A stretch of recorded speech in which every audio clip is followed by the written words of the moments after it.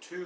Now that we've got a general idea of the gameplay and design for Armor of God Jr., now we'll get to some prototype making.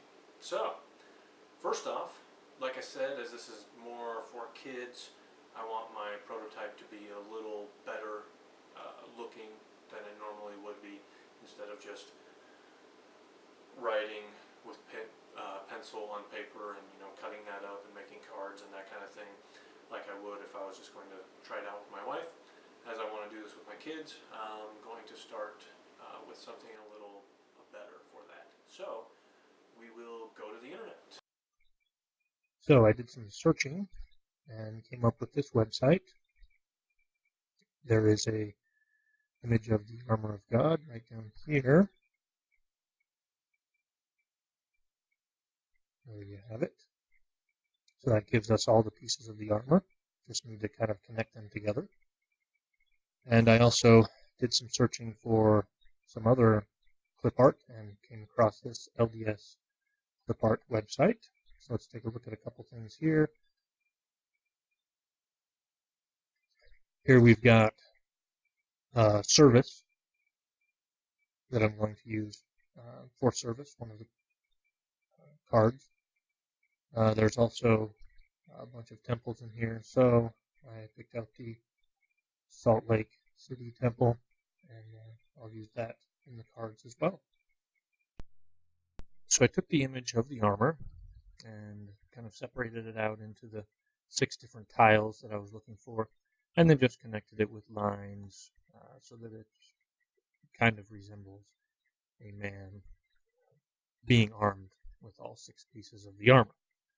Nothing super fancy or very artistic here, just enough so that playing with my kids, they can get the picture and see what's there. I also wanted to give them the chance to kind of color and add to the project as well. So once I had that, they could color each individual piece and kind of make it their own.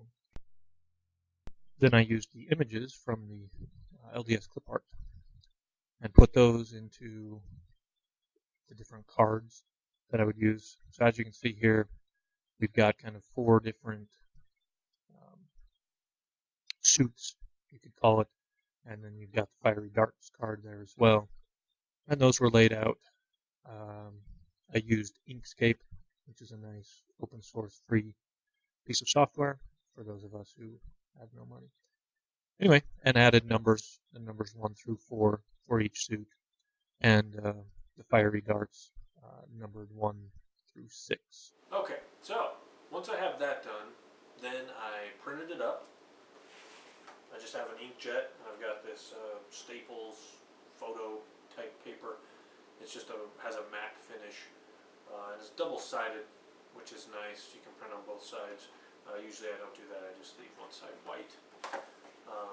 And then a lot of times what I do is add, the plastic laminate type stuff to the cards after I've printed them to help them last longer, and it actually gives them a little thicker finish so they're easier to shuffle.